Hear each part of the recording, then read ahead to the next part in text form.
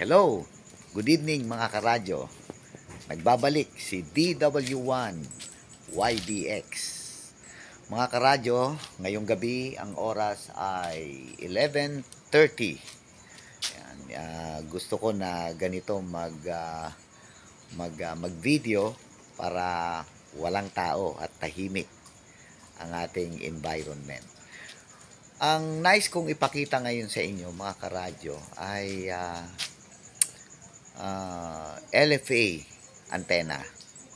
Siguro sa mga dati kong video ay naipakita ko na yung 5 element LFA at yun yung pinaka maiksi na LFA na makikita natin sa websites at saka sa libro.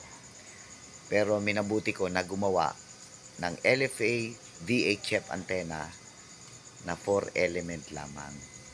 Actually, request ito sa malayong lugar na igawa ko siya ng ganito. At eto siya. Ayan. Yan mga karadyo. Yan ang LFA na 4 element. Okay? So, ang haba niya is approximately mga 4 feet din naman. Ano? Ito yung kanyang driven elements. Ang ginamit natin na pang-insulate ay sangkalan. Ayan. Nilagari natin yung sangkalan. At pagkatapos 3/8 ang kanyang elements. At ito yung kanyang driven element. Meron tayong PPR, tawag nila dito, no? Parang PVC na puti, hot and cold. Ang nakalagay dito ay 1/2 insulated din siya. At ito yung kanyang feed line. Naka-insulate din siya, of course. So, ginamitan muna natin ang RG58, ano? Na coax cable. Direct feed siya. At meron tayo ditong naka-coil. Ang purpose nito ay para maging balanse ang impedance. At syempre, choke ang tawag dito. Kung ako'y hindi nagkakamali. Ang ginamit kong rear mast ay insulated. Laging yan ang gamit ko para hindi maka-interfere yung mga conductive materials. Okay, so yan yung kabuuan ng ating 4 element Yagi. Tingnan natin ang harap. Yun, ayan siya. Ang tanong, anong performance nito? Hindi performance kasi hindi ko pa nasubukan sa malayo. Pero ang tanong is, ano yung result nito? Yung kanyang SWR, yung kanyang return loss, impedance. So, tingnan natin mga karadyo. Ayan yung kable, ha? Yun. Okay. So, ito, buksan natin.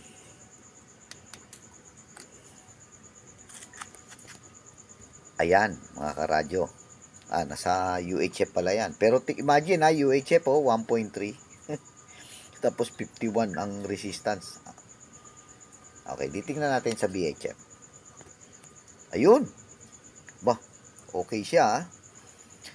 So, ang range natin, ang bandwidth natin na nakaset ay 144 to 147.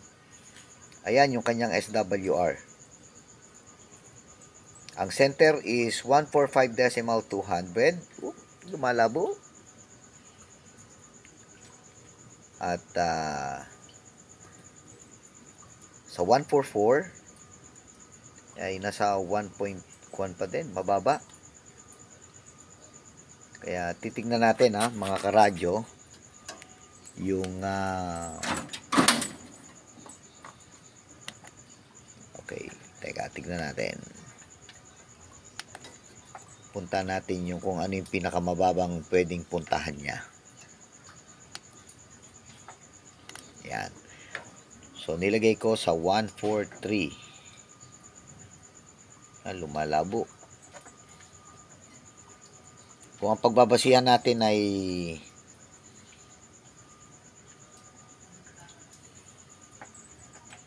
ayan. 137,500 nasa 1.3 pa din. Makikita nyo yan At kung titingnan naman natin sa itaas,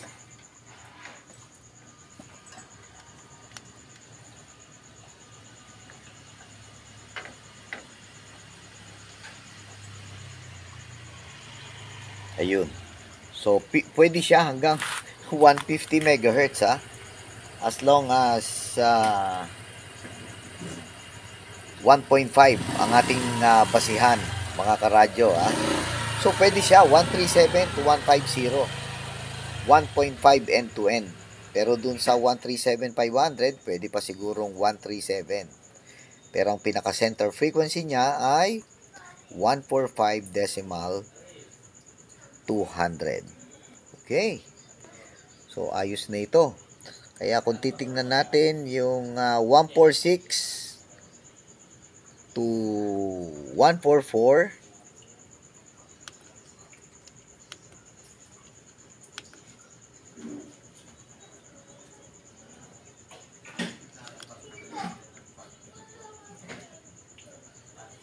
ayan mga karadyo. Yan ang kanyang SWR. So, lalabas ang kanyang center frequency.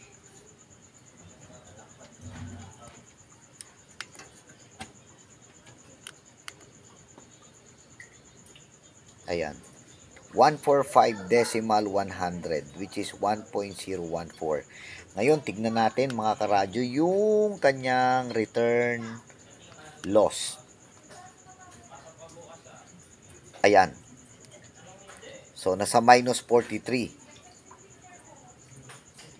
dBi. Okay. So, therefore, maganda ang performance nito. Yung actual na lang. Okay.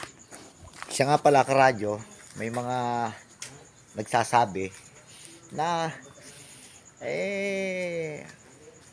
hanggang pinakikita ko lang daw naman yung antena, yung design niya, yung SWR, pero walang actual na testing.